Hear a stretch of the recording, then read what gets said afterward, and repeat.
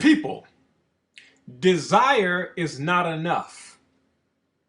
Desire is not enough. Desire of a particular thing is not enough. Because you must have knowledge of the thing that you desire.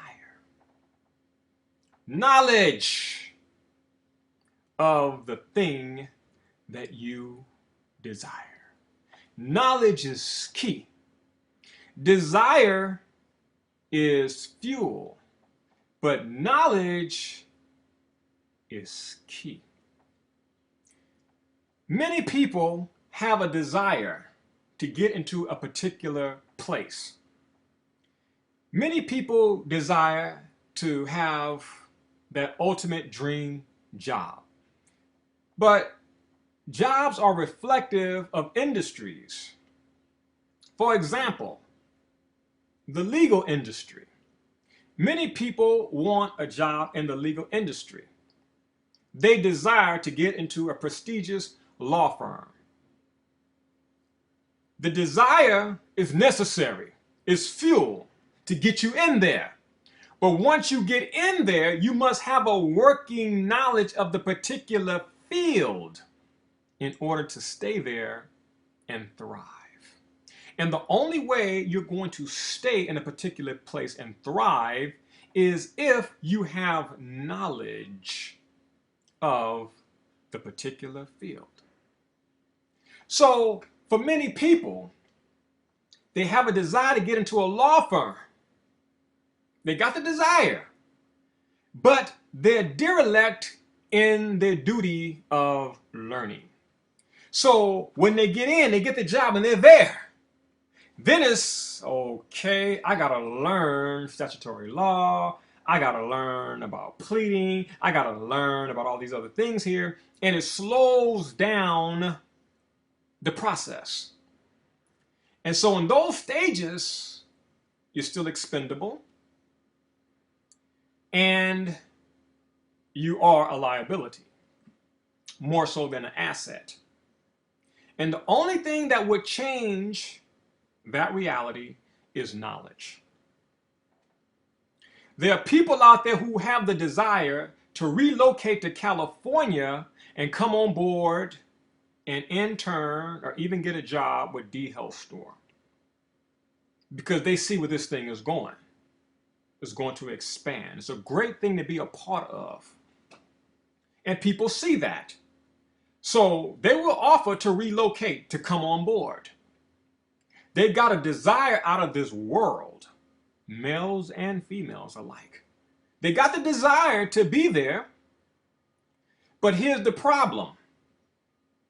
If they got there, or even the people who have arrived there, remember, desire is the fuel to move you, to get you in there. But knowledge is what will sustain you. So there are people who have a background in customer service from different fields. They've worked at department stores, law firms, and other industries, other fields out there. So they have a working knowledge of customer service. But see, customer service in and of itself is linear. It's serving the customer. But customer service is predicated upon a particular field. Customer service is general. There are basics to it. Telephone, etiquette, follow-ups, etc., etc. But customer service does not work outside of having knowledge of the particular field that you are in. So you cannot come to a herbal company with your customer service skills that have been used in the legal field. Because dhealthstore.com is not in the legal field. It's in the herbal field or the alternative health field. So it's not enough to just have the customer service skills. You must have knowledge about the particular industry that you will be utilizing your customer service skills in. So desire will get you there, But to sustain you and make you an asset more than a liability would be the working knowledge. So many people don't understand why they are rejected or an offer is turned down. And it's because we have learned, and mostly from experience, that desire is not enough. Man, I want to be a part. Man, I could do this. This is great. I want this. If I could just be up under you and just no. Because if you came, and we get so many people, I could come and I could help out. No, you can't. Well, why do you say that? I have insight. I have a panoramic view of everything. I know because it's what I've dealt with in the past. Desire is not enough. It's good, but it's not enough.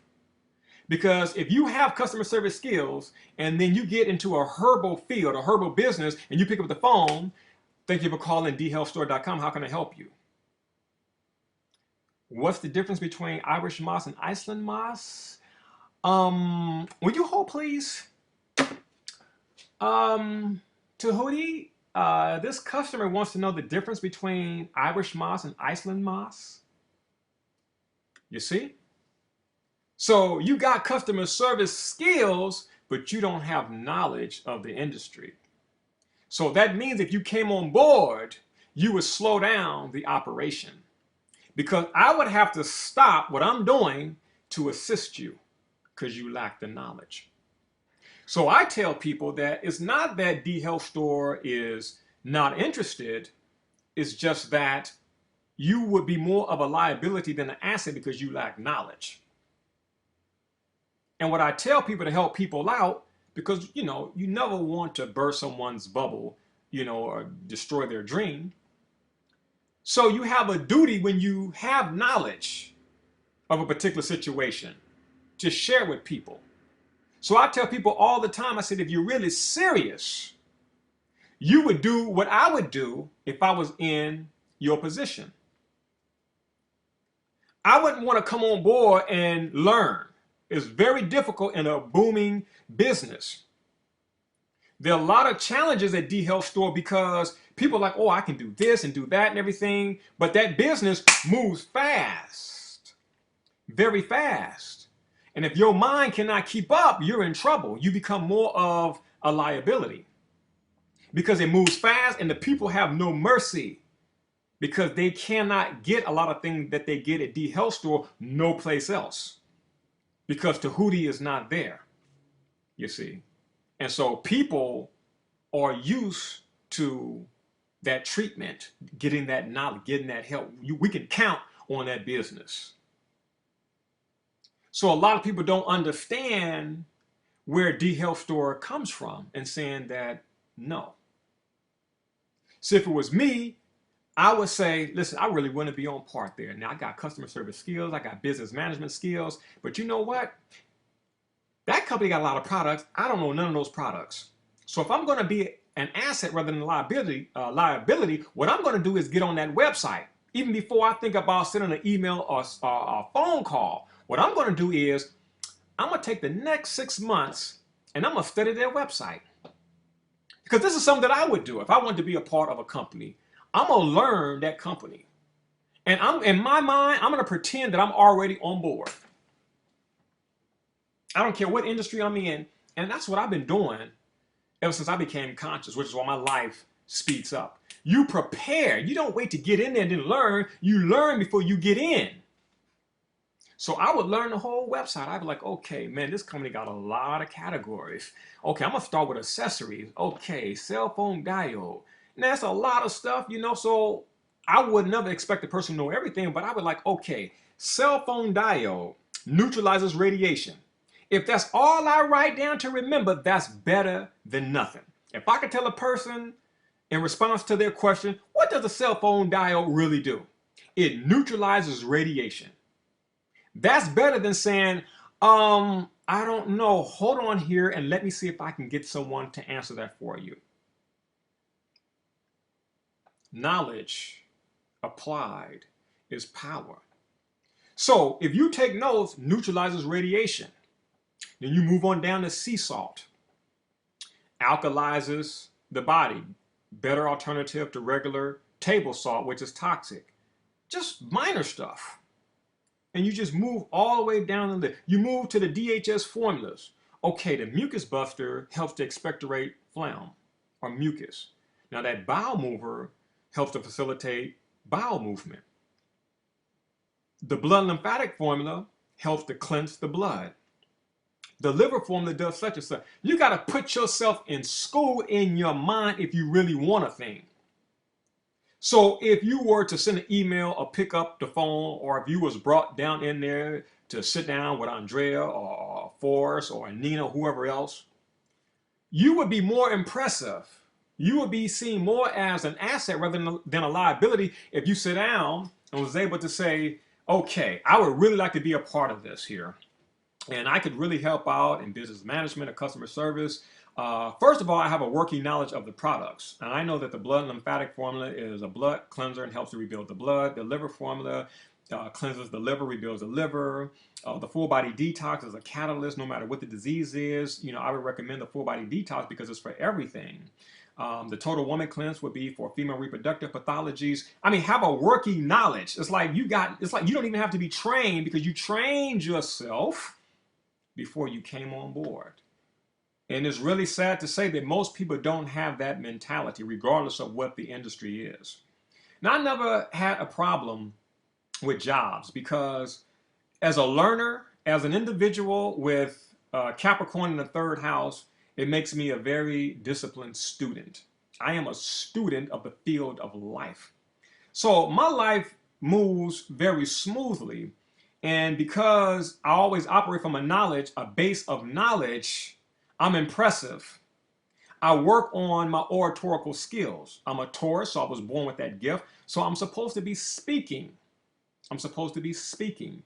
Because of Venus in the seventh house, I do great in social relations. I do great in selling things. I do great in speaking to people. That's pursuant to my natal chart. And that's why I always elucidate the importance of one's natal chart, knowing your gifts, knowing your qualities, knowing your attributes that you incarnated with to help you in this ride of life on the mundane level as far as mundane work, but also spiritual work. They're tied together. Don't ever say that you're wasting your time working a corporate job. There are things that you are supposed to learn and can learn working your corporate job that you can utilize in your spiritual work. They go together. There are no mistakes. Now, I work for an investigative agency tied into the insurance company, and I was responsible for purchasing the legal books. Now, I didn't know that my spiritual walk of life involved law. So when I got off into it, helping people, assisting people with law, I remembered what I used to do in my mundane job. I'm like, I used to go get the West Publication law books. I didn't get the stuff they sold at bookstores that were truncated, abridged. No, they used the ones that the judges and that the attorneys use. So when I got into law, I started getting the West Publication annotated version of certain statutory code law books or code books, because a code is really not law. But for the sake of understanding, I will say a statutory law or a code book is law so that people can understand. But I remembered what I used to do. Every job, everything I was a part of in the past serves a purpose in what I do now.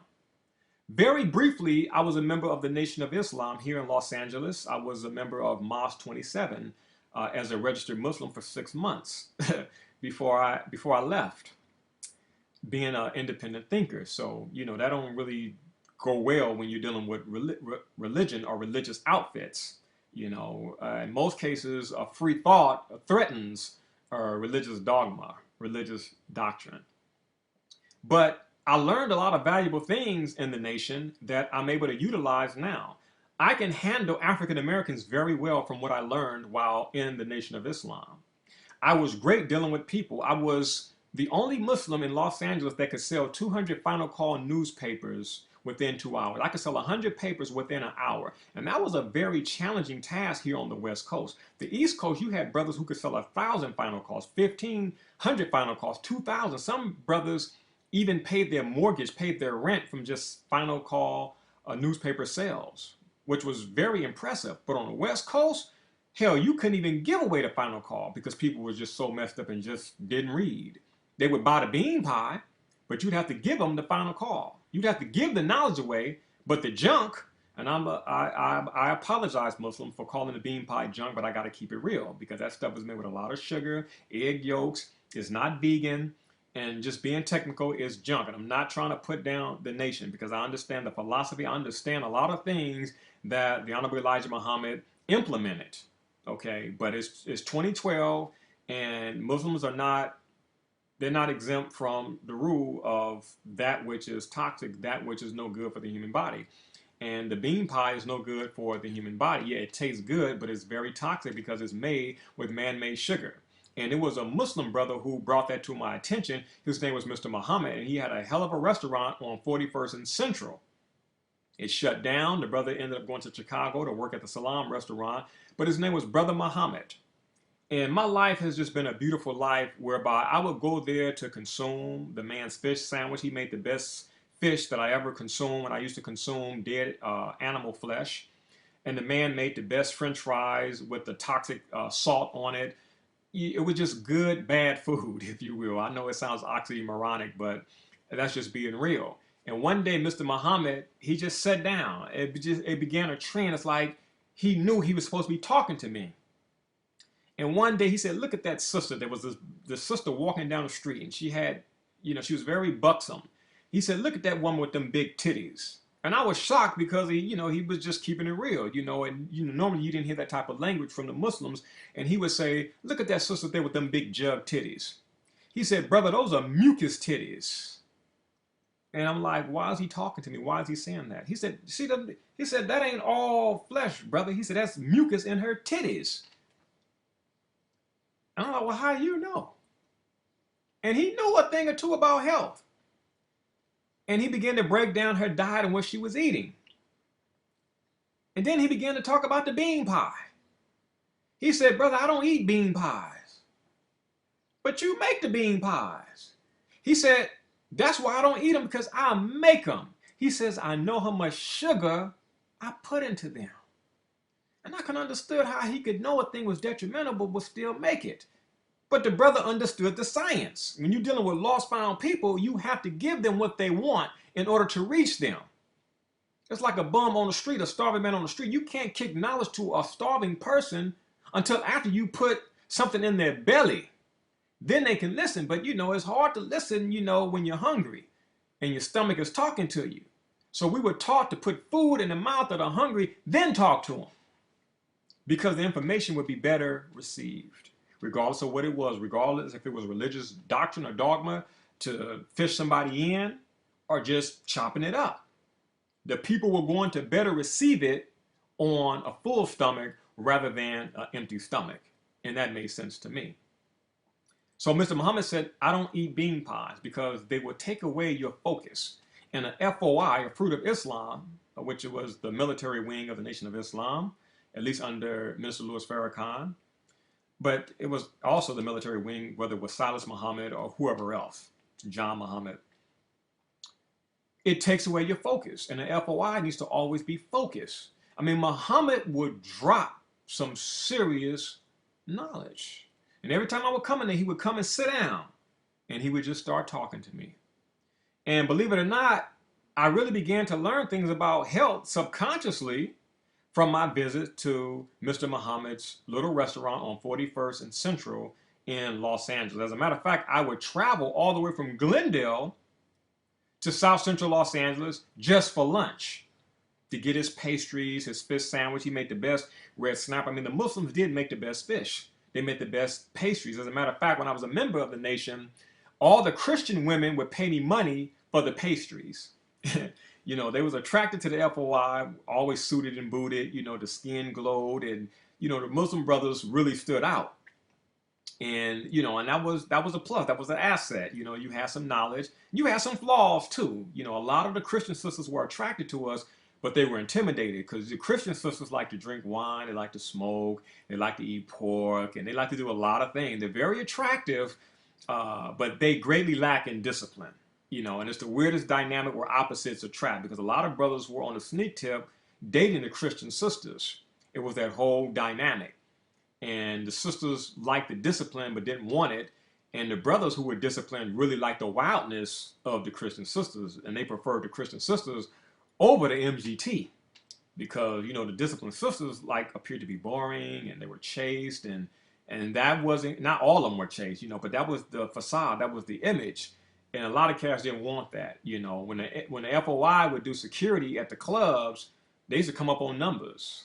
You know, I could tell you guys so much that would just shock you, but I'm not here to appear to be maligning the nation or defaming the nation. I'm just dropping knowledge. I'm just sharing information.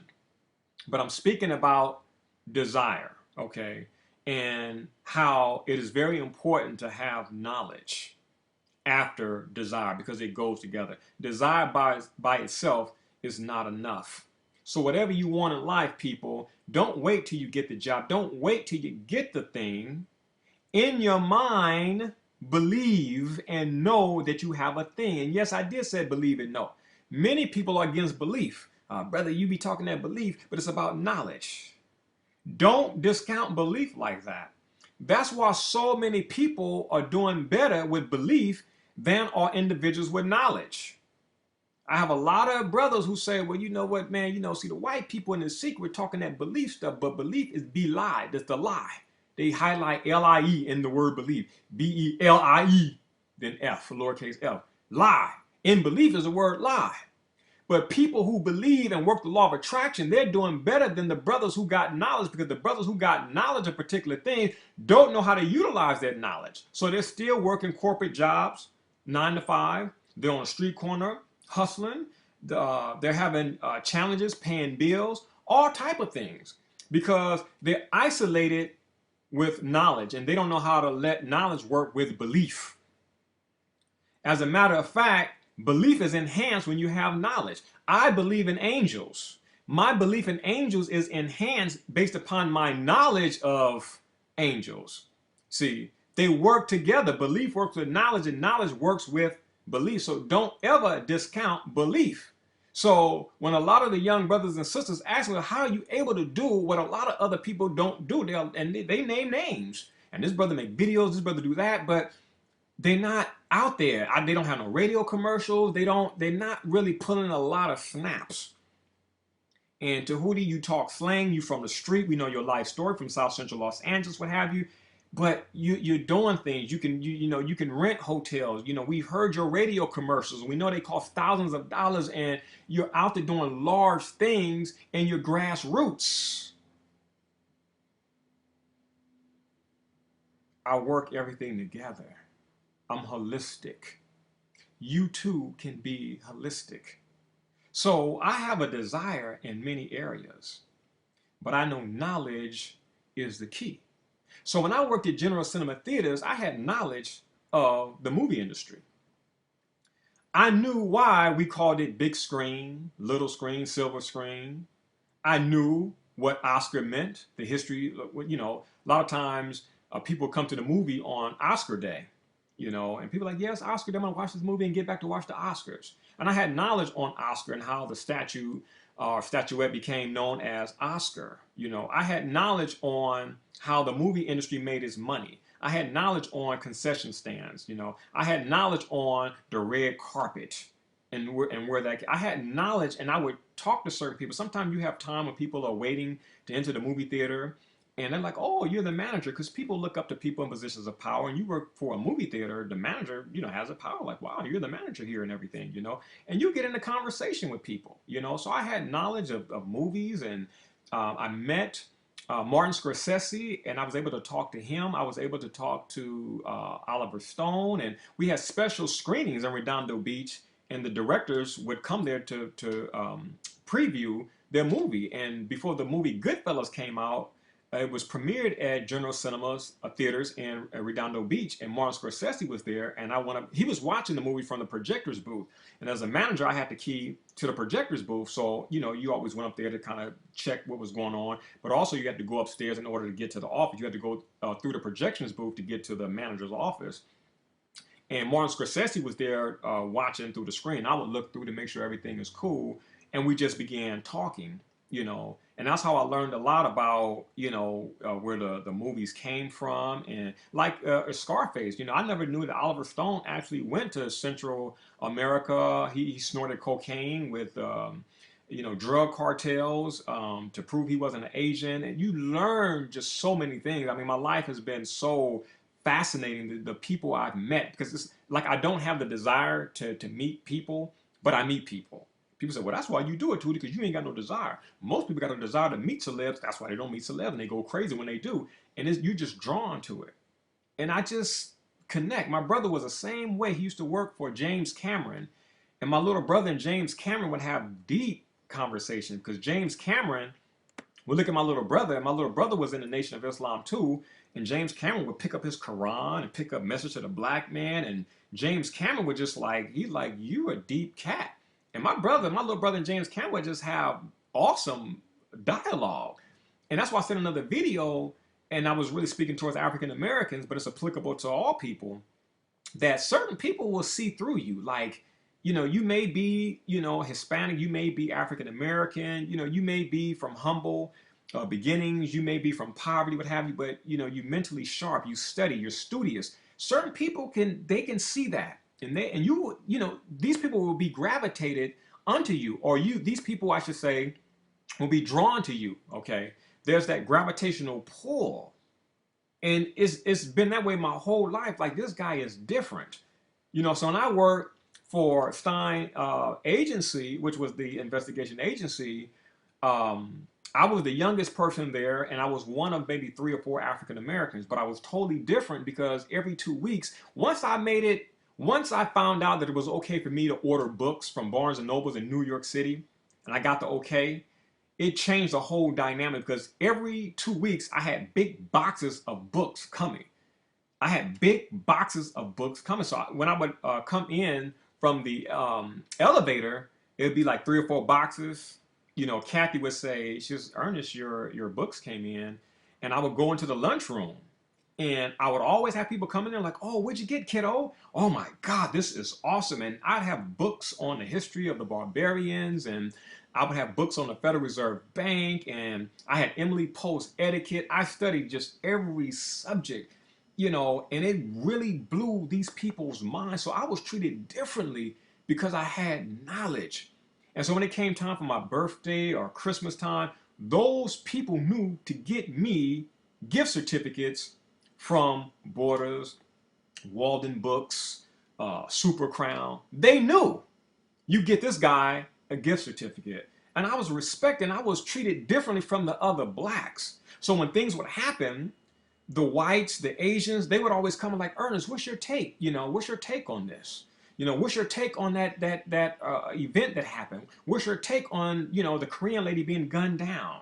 What's your take on the guy who was singing Holy Night or Silent Night, and he was shot in the head at the bus stop? What's your take on certain things? It just came out of nowhere.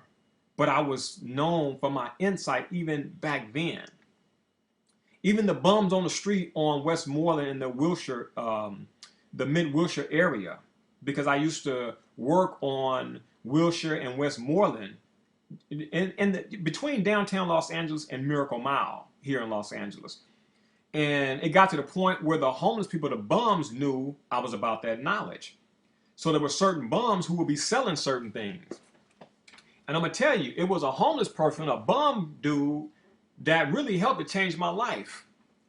Because even back in the 90s, I desired to be an inspirational, motivational speaker. So I'm wearing my suit, and I'm walking to Ralph's to get me a bag of Tootsie Rolls, excuse me. It's been a long time, so I don't consume this stuff, but it's Tootsie Rolls. And it was the assorted variety. They have the little blue ones and the orange. And because normally Tootsie Roll was in a little brown wrapper. And you guys know what I'm talking about, because I'm quite sure some of y'all still consume Tootsie Roll, or you used to, like I did. And I was going to get me a bag of Tootsie Roll because, in corporate America, you're bored, so you do a lot of eating to help pass the time. So I would always be going to get me a bag of Skittles, some Rolos, what have you. You're just bored, so you walk. Most people go out there and take a cigarette break and give themselves cancer, which is stupid. Give yourself cancer to help pass the time. You know, other people would walk around the block, go get some junk food, what have you. I mean, that's what you do in corporate America. Corporate America is really so unhealthy. And that's why I got to give Oprah Winfrey credit, because I went to her facility in Miracle Mile, the Miracle Mile section of Los Angeles. And even though it's the junk, but she had the healthy teas and stuff like that. And you're seeing that if you ever go into like Google, if you go into OWN, the Oprah Winfrey Network, you know, Facebook and places like that, they're more health conscious, and you see it reflected in their cafeteria, you know. And that's exactly what's going to happen when D Health Store joins that arena, like Facebook and Google and Yahoo. That's where it's going. That's where it's going. So I give people like Oprah and them credit, because you know, they're are the healthy alternative, and you don't really have that in corporate America. So one day I was going to get me some junk, you know, some sugar, and a homeless cat was there, and I used to see this do it all the time, and I used to be so mad, because it's like, God damn, I'm just walking, like, leave me the fuck alone, man, you know. So sometimes I would just mean mug, so, you know, a cat would just leave me alone, you know, like, okay, this brother got an attitude, let me leave him alone, you know. And so one day I'm walking, I'm like, damn, I know this motherfucker gonna ask me for some money, you know. And, you know, sometimes you be feeling good, you beat them to the punch, and it's risky, because if you give one time, they're gonna expect it, just like a stray dog, you know. You give them a $2, thank you, my brother, and then every time they see you, my brother, you know, can you hook me up? Brother, you got some spare change, hook me up. And it's like, God damn, some days you're feeling good because you got paid, or, you know, I mean, just whatever, and you're just feeling good, and so bam. And then some days your money could be tight, you could be pissed off, you ain't doing a good job at work, or just whatever. And you're kind of pissed off, you don't really want to be talking. You know, I just want to just go get my ice cream from McDoodle Burger and get the hell on. I don't want to be dealing with no bums and everything. I just want to walk, get me an ice cream. And you will be violated. You know, you walk in, you got ideas, because I was always a meditator. I would walk and meditate. So I'm going to go to McDonald's, I'm going to get my ice cream. And, you know, it's just always a bum. Brother, can you spare some change, brother? Help me out, brother. Salam alaikum, brother. If they know you're Muslim, salam alaikum, brother. You know, and they start speaking Arabic. They'll do anything to get on your good side, to be in your good graces, to get the money, to go give it to the matrix and buy some cigarettes, some booze, or what have you. So it's very risky when you start giving money, especially to people who kind of hang out, you know, the transients. You know, so sometimes it's just kind of best to just not give at all, because you just, they have no respect for you. They on desperation mode, poverty mode. They're going to mess with you all the time. You know, they're going to mess with you all the time. And that's what happened to me, you know, trying to be nice, coming from a religious software, believing that if I couldn't fast, well, if I bought a homeless person something, then I can go ahead and eat if I didn't want to fast during the month of Ramadan. You know, so I was like, brother, let me buy you something. And I would do it to justify myself eating. And that's a form of control. And I've been through all of that. But you make a mistake with certain people. My brother, Slim, hey Slim, hook me up, Slim. And it's like, God damn, nigga, I'm just trying to go in there and get my stuff and get back to the plantation. Can you just leave them? Today is not the day. And they never know it from looking, and a lot of times they don't even care. So this one particular day, let me get to the point. This one particular day, I'm walking, and I'm mad because I said, this motherfucker gonna ask me for some money. I just want to get my Tootsie Roll and get back to the plantation. And I'm mean mugging everything. And the dude just sitting down on the ground. And he's like, I know what you need. I got something for you. And I'm just, I mean, he had a big smile on his face, and he was going to work what he was working. And I was working what I was working. And he said, I got something for you and everything, you know. And it was only because of what he had that got my attention. Otherwise, I would have walked right by him. But I always gravitated towards, now he had a cassette tape. And so as I walked up to him, he said, this is for you. I didn't have to say nothing. He was like, I know what you want. This is for you, brother. Because I'm in a blue suit, and I'm walking, and I'm in corporate America, so I got the whole business energy. And I said, what? Here's a tape. What is it? And it was a tape, an audio tape entitled The Magic of Thinking Big. I said, oh, snap. Changed me. I stopped me. I'm like, oh, all right. I reached in my pocket and gave him $1. And so I went into Ralph's and got my drugs, my hit. I went and got my Tootsie Roll hit. And I walked out. And I was like, thanks, man. He's like, you going to enjoy that. You know, so I get back, you know, to the plantation, and I work, and it's time for me to go home. and I pop in the tape, The Magic of Thinking Big, which I have now on audio CD. And the first few minutes of the audio tape, the cassette tape, messed me up. In a good way, of course. I think it's David Schwartz is the author of that, because I know you guys are going to send me emails now. Who's the author of The Magic of Thinking Big? And I said, I'll be damned. I said, I didn't do this cat. I gave him $1 for this. So I was going home. I should travel south to get back to Gardena, California, because I was residing in Gardena, California at that time.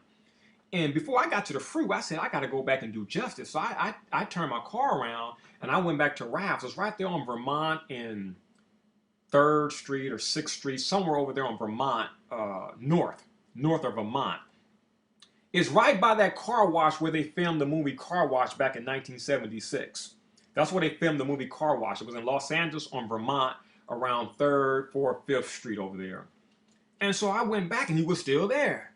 And I walked up to him, he was just smiling, and I gave him some money. He was looking like, what's this for? And I was just like, this is for the tape. And I gave him like $5 or $10. I had to give him more than $1 because I only gave him $1 when he gave me the tape. And I had to give him more because of the content. That's the type of person I am. I will pay for content. And I went back and I gave him, it was either $5 or $10. And I said, that's for the tape. And I got back in the car and I was listening to The Magic of Thinking Big.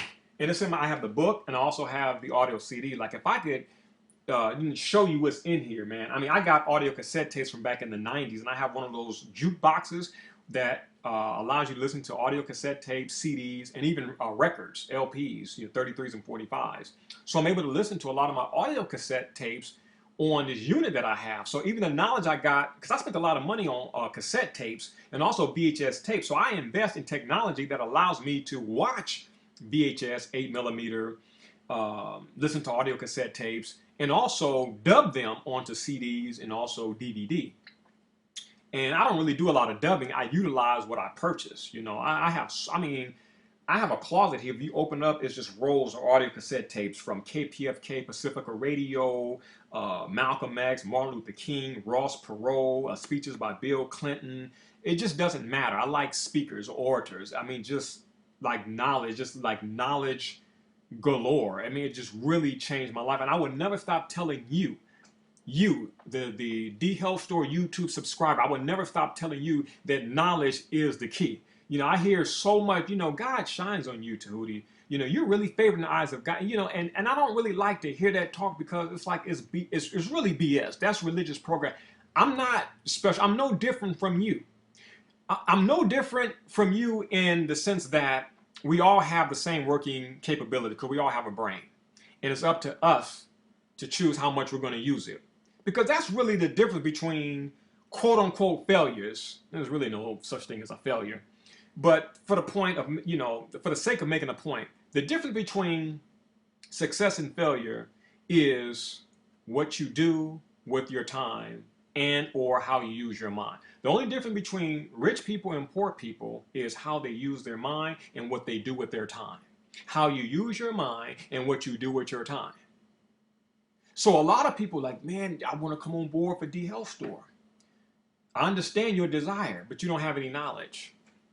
You don't have any knowledge of the formulas. You don't even have any knowledge of the individual ingredients. You have to be mentally equipped. You have to know the difference between Echinacea angustifolia and Echinacea purpurea, also Echinacea pallida.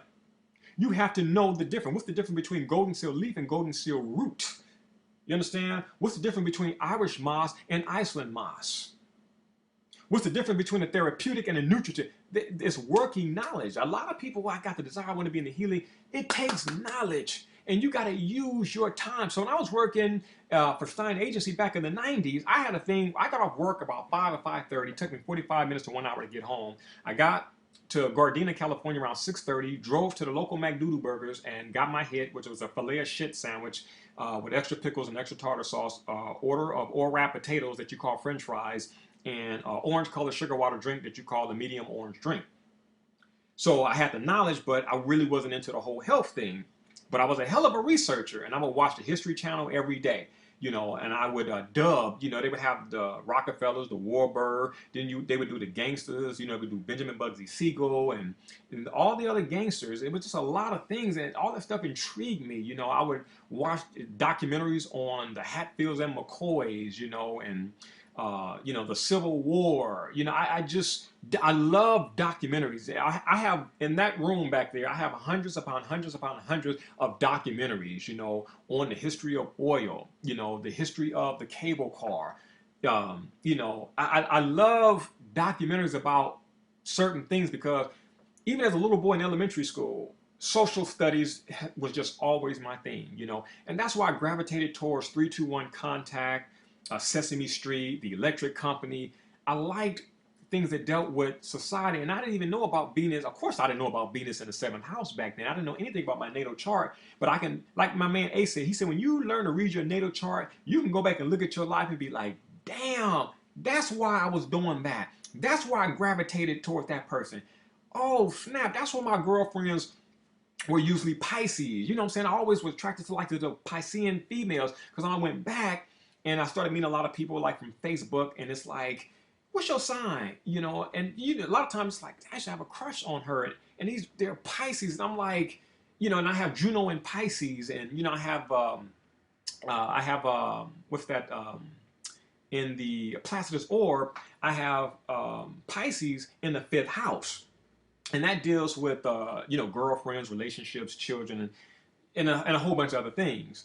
And that's like, damn, you know, because I would always attract Piscean females. My first wife was a Pisces. I'm like, what's up with this whole Piscean females? You know, I'm like, I always knew, like, with Piscean females, it's like, there's just that attraction. You know, it was just the strangest thing, but it's in my chart. You know, I have Juno in Pisces. So when you understand what Juno means, and Juno is the marriage partner. Juno represents what you need in a relationship. You know, and Piscean females offer so much for me in the form of relationships. So study your Juno placement, because Juno is what you need in a relationship. And I've broken it down in past videos pertaining to a relationship. You have to understand certain placements in your natal chart as they relate to relationships, intimate sexual relationships. And it also deals with platonic ones as well too, but mostly sexual intimate. Most requests from myself or of myself is dealing with the whole sexual intimate. Djehuty, what's a good catch for me? You know, your brother, what's a good catch? What female shall I be going after? What have you?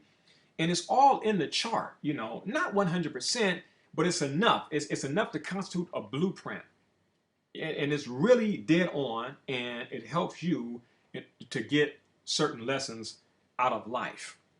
And you know, Pisces represents a mutable sign.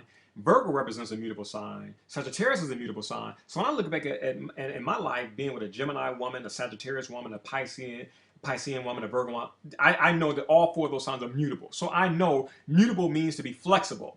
And as a Taurus, I got a lot of Taurus in my chart, so I'm rigid, you see. So even though rigidity is my nature, I know, and this is something that Bruce Lee would tell me, is that you need to learn how to bend. So I always attracted the mutable sign females, because in relationships, my lesson was to bend. So I know what it's like to be is my way of the highway, to melting and being a cat who's saying, listen, I respect free will. You see, whereas when you have as my way the highway, the women rebel. But then when you melt, you know, you start working on your spiritual consciousness and you into unconditional acceptance, then the women melt, and then your life just is just like, wow, because it's like the women are like, he's very disciplined, he's very intelligent, he's strong, he's solid, but he doesn't force me. You see, and when you get in a situation like that, the women open up and they give you more than you could ever dream of or ask for. You know, and I've experienced that with the Pisces and the Virgo. They just open up like never before. A lot of guys don't even know that there were women who never really opened up, and that's why they cannot experience orgasm. You have to open up, not just open up the legs, but you have to open up on all levels and totally trust. Like Osho said, intimacy means into me I see. That means to open up. When you're intimate, everything is open. You're bare. You see everything. And that's where the trust comes from. That's where the freedom, like, I'm open up. Everything is exposed. I ain't got to hide up. I don't have to hide anything. I don't have to cover up anything. I could just be free to open up. Intimacy is into me, I see. And you can't let everybody see into you because certain individuals have an ulterior motive. They are exploiters. They are manipulators. So I say to people, males and females alike, you just can't be sexually intimate with whoever because you're exposed. You have to be careful. You just can't let everybody see deeply into you, into your essence. Because there are master manipulators of human essence out there where certain people are all hooked on. Girl, you're like, what happened to her? She got with a psychic vampire. She got with a master manipulator who got into her essence and controlled her. We're talking about slavery on the soul level. And I know that's a video. I know. And I got your request from We Need Your Help. And it's a whole bunch of stuff that got to be covered. And it's a whole bunch of stuff so that people can arrive at a point where they can start living life more fluidly and abundantly. And it's going to take some time. But that's what the D-Health Store YouTube channel is all about, you know. And I don't like to make, you know, people worry and things like that. But I know there's going to be that concerted effort to get this channel shut down. I'm not going to say about who the parties are, but I'm already knowing, I can feel that energy there. You know, the best thing to do is just to get it shut down, lies and stuff like that, because I've seen it with other social networks. But we got all the videos saved, and so the information would always exist. And it is unfortunate that individuals like that exist, but they've always existed, and you're going to always have that opposition there because that's just how it is for dynamics to play out. But I'm not tripping on it because I own all my content from articles, from videos, what have you. So it's okay. The knowledge is most definitely always going to be forthcoming from D-Health Store because it's more than just a business, okay? It's more than just a business. This is a health mission to improve human health holistically, mentally, physically, emotionally, etherically, spiritually, etc. But then also too, to help people become more mentally stimulated. Just to stimulate the mind to want more.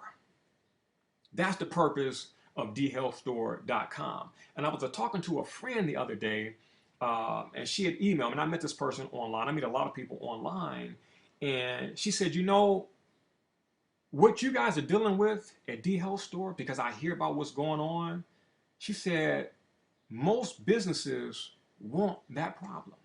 Because I said, you know, there's a side of me that wants to say, okay, nobody purchase and just shut it down, you know. And I know it sounds crazy, you know, and it's like no matter how I feel, the universe just dictates and control because every day those digits pop up, those sales like pop up. And I know it's a thing that I cannot stop. And so I'm mindful of the universe. So I don't say, universe, hey, shut it down. Shut it down. Let them get organized. It's, don't get me wrong, the thought is there. But I don't say that. And so this person, you know, was just really like, that's some crazy shit there. You know, I would like that problem, you know, and it's the weirdest dynamic, a crazy demand, even in the infant stages, in the embryonic stages, in the abecedarian stage. It's wild, man. It's like, wow, you know, and most people understand it's a gift. But it's like, let's hurry up, let's get this thing here going. And if you think this is something, wait till you get organized. Wait till you get all your products. Wait till you get your new website. Wait till you do all of these things. It's going to be crazy because it doesn't exist. And people are excited. And I said, that's why you guys get so many requests for internship. You got people who will even relocate just to intern. Not to relocate for a job, but just to intern. And nobody's interning under me at this moment because I don't have the time. I don't have the time. I'm just being honest because it would slow me down. So I made the example of the person who had customer service skills. They got the passion, they got the desire, but they lack the knowledge. Or they can pick up the phone, you know, thank you for calling the health store. My name is Shannon. How can I help you? What's the highest natural source of iron in a herb? Let me put you on hold and see if I can get the answer to that. No. Now, one day I was in the office and I was doing customer service. I was on the phone and I was talking to a person who didn't recognize my voice. And the person just started asking health questions and I'm just flowing. And this dude was like, he's like, this is mind-boggling. I have never spoke with a customer service agent so knowledgeable. He said, is this Djehuty? And I'm like, yes. He says, okay, it makes sense then. But imagine if that was an employee and if it wasn't myself, you see. What would that do to a customer on the phone? Now, I don't put that on anybody because I know that's a lot. You know, I have certain things on my chart that makes me stand out mentally, you see. And it's challenging for like a lot of other people. And for most people, it's just easy to say, you know, I don't like Djehuty. You know, he's an asshole. He's a perfectionist. And I understand it's inadequacy, you know, the way he uses his mind. So if I'm next to him and I can't use my mind like him, I'm going to feel bad. So I'm going to need to kind of tear him down, you know, to really soothe my inadequacy. Because that's all it is. Because I'm not an asshole. I'm not a bad person. I'm just, I have a gift. I'm sharp. I paid the price and I know it. And in your world, it's kind of like against the rules to acknowledge your gifts. You know, it's so hypocritical because if a woman got big boobs and beautiful face and big butt and everything, in our society, she gets to flaunt it. She could be a model. If you got it, girl, flaunt it, work it. But then if you have intellect, you know, and you have certain skills, don't flaunt that. Because nobody likes an asshole. Nobody, you know, it's like nobody likes a smart ass. So, you know, if you're a female, big boobs and beautiful face, flaunt it. You get a career and everybody accepts it. But if that beauty is intellectual, mental, you're going to catch hell in this society. So you got to be a really strong person to really deal with people. I've really worked hard over the years in my studies. So I have a collection over there with guerrilla tactics of the workforce, you know, 101 things to say during an interview. I got all my corporate stuff. I got all my legal stuff. I got all my business stuff. I got all my corporate books. I like to study. And because I study in advance, when situations or opportunities present themselves, I'm ready. You know, I used to fantasize in my mind about working for certain herb stores. It wasn't the ones that I know, but it just existed in my mind. And I would always just play in my mind every day. I spent a certain amount of time fantasizing that I was working for a certain herbal store or health store. And I come on board and I know everything in that store like I do right now. You know, so if customers come in like, can you tell me about Ethereum Pink? Can you tell me about Ethereum Black? You know, and you look at all those jars in Djehuti's health store. I can go from all of those herbs, let you know the properties of agrimony, alfalfa, bayberry, beetroot, celandine, chaparral, dandelion, echinacea, purpurea, echinacea angustifolia, echinacea pallida, fenugreek, fennel-seed. You know, people are just like, wow, I could do and people were like, just, it's in here. I've always used my mind. They used to call me the walking encyclopedia in elementary school. They'd be like, hey, Ernest, when Grease coming on? I'm like, Grease is coming on Thursday, 8 o'clock p.m. It's coming on next Tuesday at 7:30 p.m. It's coming on this Saturday at 5 o'clock p.m. Now on Select TV, it's coming on Sunday at 7 o'clock p.m. Then Wednesday at 9:30. I've always used my mind, you know. Hey, Ernest, hey, name all the NBA championships, you know, and I could just go down the list, you know, 93 Chicago Bulls, 92 Chicago Bulls, 91 Chicago Bulls, 1990 Detroit Pistons, 89 Detroit Pistons, 88 LA Lakers, 87 LA Lakers, 86 Boston Celtics, 85 LA Lakers, 84 Boston Celtics, 83 Philadelphia 76ers, 1982 LA Lakers, 81 Boston Celtics, 1980 LA Lakers, 79 Seattle Supersonics, 78 Washington Bullets, 77 Portland Trail Blazers, 1976 Boston Celtics, 1975 Golden State Warriors, 1974 Boston Celtics, 1973 New York Knicks, 1972 LA Lakers, 1971 Milwaukee Bucks, 1970 New York Knicks, 1969 Boston Celtics. I've always used my mind. Even as a little boy, that's why your natal chart, that's why I had that. You know, hey, what's the state? Hey, tell me about Grease. And I'd be like, yeah, Grease, rated PG, 1978, starring John Travolta, Olivia Newton-John, Stockard Channing, and Jeff Conaway. You know, high school jinx at Rydell High School in the 1950s. It just flows.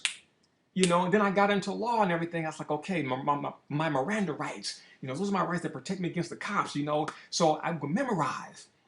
Okay, Miranda versus Arizona, 384, United States 436. And 384 is the 384th volume of the United States Code, page 436.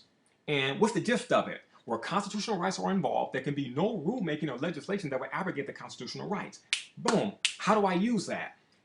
It's a mental gymnastic. And people say, well, can you teach me? How do you get like that? You know, and it's my own personal system. And I haven't really, you know, broke it down because it then becomes the Djehuty way to teach people. And I don't like that because I like people to develop their own way.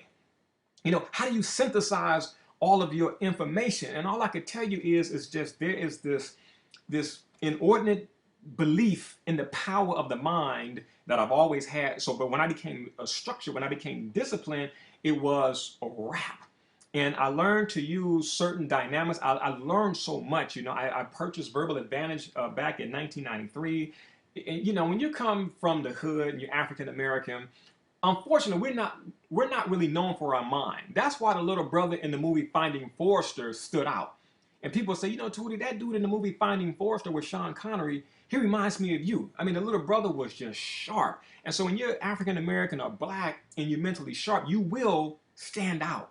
You know, you really will stand out in the crowd, you know. And it's unfortunate that that's the case. And it's because most of us are very physical people. Like, we got rhythm, we can dance, we can hit that jump shot, you know, very physical. You know, we be doing step dances on the college campuses, you know, but mental, you know, it can't, you know, it just can't compare to the theatrics, you know, jigabooism, you know, rapping and singing, you know, very artistic people. But here in the Matrix, you're not going to get far. You're going to be entertainment for those who use their mind to run the world, you see. And so I'm looked upon as this hard cat because I'm the type of person to say, you know what, I'm sick and tired of hearing all of you people, from black Muslims to Hebrew Israelites to black nationalists. I'm sick and tired of all of you guys talking about the Jews. I need for you guys to mimic the Jews, and I need you guys to infiltrate the American judicial system, okay? Because even though Jews are a minority, they own the American judicial system, and that's why Jews are taken care of. And I'm not mad at them for that. You see, the Jews enslaved the Jews. Well, okay, what you gonna do about that? Let's talk about today. Okay, if we know that 1/3 of every African American male has some type of association with the American prison industrial complex, what are we going to do about that? Okay, all this bitching and, you know, man, you know, brothers, you know, 1/3 of brothers, you know, is behind bars. You know what I'm saying? And see, most brothers go down because they don't have proper legal representation. Well, how many black lawyers are out there? You know, how come the NCAA, what is that, the NAACP, you know, how come they're not picking up a lot of these cases? You know, a lot, being honest, there's a lot of work on the NAACP because you need more organizations that will actually have lawyers, skilled, qualified lawyers, dedicating some time, you know, at least 2 hours out the day or the week, what have you, to work on these cases, because a lot of blacks go down because they don't have proper legal representation, you see. And that's why a lot of politicians, they use blacks as a scapegoat. Number one, they're ignorant people, and ignorant people are usually broke people, and broke people cannot afford proper legal representation. So my solution is black people, if you don't have the money, you know what, get your money together and stop doing the crime. But many blacks will fight you and like, no, that's an excuse because the white man does crime, but it's the white man's system. They get off easier than blacks do. And because blacks don't have enough sense to take that system over with, the best thing for blacks to do is to be good people. But see, you know, we got unemployment, you know what I'm saying? We got, see, there's excuses. You have unemployment because you're not entrepreneurial minded. You guys don't create jobs, okay? The Koreans are in the community. How'd they get in here? How'd they get a job? Okay? Everybody in America has access to money. Well, we spend a lot of money. Seagram's industry, so wine, alcoholic beverage company, Seagram's sales was going down. I believe it was Seagram's. It was one of the powerhouses of the alcoholic industry, and I believe it was Seagram's. Now, I could be mistaken because this happened like years ago, and I'm really not into a lot of social mundane things like I used to be. Now, I got all my videos and tapes, and I can polish myself up and just bloop, but I don't like to get into that because it caters to, you know, conspiracy theory, if you will. And I don't like to get into that because a lot of people are already too paranoid. But Seagram's sales was going down so much so that they were hurting. And there was a group of rappers who came along and came out with a video called Pass the Courvoisier. And Seagram company made a profit of 458 million. It was 450 or 458 something million dollars. And it blew my mind that these black rappers made a song, no contract for Seagram didn't have Seagrams. I think it's Seagrams plural. I don't know because I don't drink. It's Seagram or Seagrams. They didn't have to pay a dime to those rappers. Those rappers made a song called Pass the Courvoisier, and Seagram benefit from it in the hundreds of millions of dollars because blacks went out and bought Courvoisier. And I read about it. I was just blown away. They made a song on their own. You know, Tupac would talk about, you know, Alizé and Hennessy. I mean, that's free advertising, you know. And some companies recognize it, so they would start getting Snoop Dogg and other rappers to sell their Escalades and other cars, what have you. So, you know, some got smart and, you know, let me constantly hire these rappers. But blacks were so unconscious, man, they were just doing free advertising. You know, blacks, inner city blacks be wearing Laker jerseys, Orlando Magic jerseys, and LA Dodger caps and stuff. I'm like, you're a walking billboard. It is the pimping is just, it's mind boggling, man. You know, so it's like, if you're gonna be saying these things in songs, man, I mean, at least reach out to the record company and be like, you know, yo, you know what? I'm about to make this song. I'm a hit rapper, and I'll rap about FedEx. So how much will you guys pay me? Because when you watch that movie Castaway with Tom Hanks, FedEx paid the makers of that movie to have FedEx as a courier service. I mean, Tom Hanks' character could have worked for UPS. He could have worked for DHL. But FedEx paid the most money. So even though it was a movie about a cat who worked for FedEx and his plane went down, it was advertising for FedEx. See, so the white boys, they sharp, they know. But the rappers, they come from the hood. All you gotta do is let them sign a little contract, give them a little contract. I got a record contract, and they happy. You know, give them a little money so they can buy some smoke, some weed. You give them some of these black female hoochies. Give them a couple of cars, put some spinning rims on it, and give them a little fat crib. They're happy. They're happy until their career ends in 5, 6, 7 years. Because entertainment, the longevity is not there. There's just exceptions to the rule. A Denzel Washington, a Jay-Z. If Tupac was alive, he'd be in the equation. But the majority come and go. Hey, where's L Trim at? Where's MC Hammer at? You just, you know, just go down the list. It's short-lived. It's very short-lived. Now, I know I went all over the place here. Let me bring it back home. Desire is not enough. You gotta have a working knowledge of the particular field you desire to be in or the particular thing you desire to do. Like when I worked for the movie industry, I took it upon myself. I knew things that Bob Buckmeyer didn't know. I knew things that Neil Stolberg, the director of General Assemblies on the West Coast, he didn't know. Clarence Thomas, what's his name? His name was, Clarence Thomas. He was a black dude too. We used to call him Uncle Tom and sell out just like Clarence Thomas. But I actually like Clarence Thomas, his judicial decisions because they're predicated upon the Constitution, despite some of the things he's done to his own people. But I knew more than these people, so that made me shine. So, you know, when it was time to give speeches and stuff like that, man, those guys selected me. You know, I created value for myself. You know, Ernest, Ernest will do the intro. You know, he'll talk. I created value. So even when I was at the investigation agency, you know, I had to learn about investigation. I had to learn the history of the Steins, how they started back in the 1940s, how Irving J. Stein got started, him and his brother. And because he investigated so much, and this dude was like, you know, you need to start your own investigation agency just to have the history, man. History is knowledge. You see, and I was always the type of person, I got the knowledge. I used to work to my corporate job, and I used to fantasize about my own herbal company. I used to fantasize about my formulas every day. And I would walk down the street and I would say, okay, my blood formula. You know, my blood formula is going to have dandelion root in it, burdock root, echinacea, golden seal, chickweed. And I would move to the liver formula. My liver formula is going to have milk thistle seed, dandelion root, boldo leaves, fenugreek seed, butyl urim, gentian root, fringe tree bark. You know, I would just go down the list. My kidney formula is going to have corn silk, uva ursi, juniper berry, you know, bam. And I moved to the next formula, and I just, repetition of a message constitutes mental program, and I would just walk down the street, and I saw those bottles and the list of ingredients. And I'm telling you, that's why I say the law of attraction works. And I had no idea what I was pulling into existence. And so when you have that thought and you hold it, you're going to magnify it. It's going to pick up speed and it's going to materialize. So when that money got in my hand, because my wife, she was like, you know what, baby, you need to make it happen. And because we was already open and I was already planning in my mind, the money came. And so I no longer had to visualize in my mind. I was able to do things.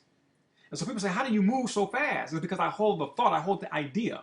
So back in the day when I was into freaking off my car, people says, man, how did you freak your car off like this? Because I would sit on the porch and think about when I had money, I'm going to get me a Sherwood EQ. I'm going to get me some Serenvega speakers. I'm going to get this particular type of rims. And so my EQ going to be here. And then I'm going to have an amp back there. And I'm going to have me a nice Alpine. You know, Alpine was the stuff back in the day. I'm going to have me an Alpine pull out. And then I'm going to get me an Oki cell phone. You know, maybe audio box. No, I'm going to get Oki. Oki is top of the line. OKI. Oki. I'm going to have an Oki phone sitting right here. I would visualize stuff. So when I got the money, all I have to do is go to the place and get what I wanted. I lived in here. I've always lived in here. Always. There is no excuse. Money just knocked on the door. You know, at one point it was just like, you can just get so much money, you be just like, just boom. Because you don't have the time to spend it. You know what I'm saying? And then it gets overwhelming, like, I just want to buy some books, you know, and you just got like just so much money. It's like, and where did this come from? Like, I don't work for Wall Street. I'm like, whoa, I'm making this from the things that I do and enjoy doing. And so you gotta, you pinch yourself. You think like, is this real? Like, yo, I'm self-invented. I'm doing this thing here and I'm balling. Like, oh my goodness. It starts in here. It starts in here. Now, I'm not a lawyer. I don't have a desire to be a lawyer. But the United States Constitution, I'm an American citizen on the surface. So I got to study this book here. I got to study the Articles of Confederation. I got to study the Constitution. I got to study the Bill of Rights. You know, I got to study the Declaration of Independence. I got to study things, man. You know, I mean, I speak the English language. So I got to have a dictionary on board. You know, I got to have a dictionary. I like to study things, you know. I've experienced astral projection, but let me get somebody else take on astral projection. You know, I'm into ghosts. I'm going to make a video on it. Let me hear from other people about ghosts, what they have to say. Maybe it matches mine. Maybe to stimulate me to write a book and talk about my experiences pertaining to ghosts. You know, because other people's words can serve as the building blocks of your own thought. You know, I'm into success. So let me study the essence of success from a master, Earl Nightingale. You know, I'm into creativity, like Mark Zuckerberg said in the movie Social Network to his former partner. He said, if you guys were the creators of Facebook, you would have created it. And I said, that's a Taurus talking, right? Because Mark Zuckerberg is a Taurus. And he said, you know, let's get this straight. He said, none of you guys in here are intellectually and creatively capable of doing what I can do. And I was just like, whoop, pause, rewind. Let me watch that again. I said, that dude is a Taurus. And just that cockiness, that boldness, none of you guys in that room, he was talking to well-paid lawyers and I forget the guys, the brothers who were suing him. But he said, he just took that finger and he pointed. He said, none of you in here are intellectually or creatively capable of doing what I can do. And for me, that just really made the movie. You know, I read a lot of magazines. I'm sorry, people. Look, I got I got a wife and I got 6 children. Okay, I run various businesses. I talk to people every day. I make videos every day. I write, or I do so much every day. I cannot make an excuse to not read my magazine. So I'm into to wealth. I'm into business. So I make the time to read The Secrets of the Super Rich. Maybe my thoughts align with theirs. And if it does, I'm like, oh, okay, I'm destined to be in this group. So let me read Secrets of the Super Rich. I believe in the law of attraction and power of mind. So let me read Thought Vibration, or the Law of Attraction in the Thought World. And this was an old book that came out in 1906. People in 1906 had this information, and of course you can't find these books, but see, if you become an investigator, you will walk around and you will find books. My spirit guides lead me to a lot of places whereby I find a lot of necessary information that I am to utilize in my higher life purpose. So that's why I was saying in another video, you got to follow your instincts. You have to follow your intuition and trust it. And the more you trust it, the stronger it will become. People, the more you trust your instincts, the stronger it will become. The more you trust your intuition, the stronger it will become. And I'm going to emphasize that with the females, because females are more intuitive than men by nature. And they have this big thing where they are so quick to go against it, especially in the realm of relationships with men, and they just get dogged out. And you hear them, I went against my better judgment. My intuition was telling me, why didn't you listen? And you didn't listen because you don't trust it.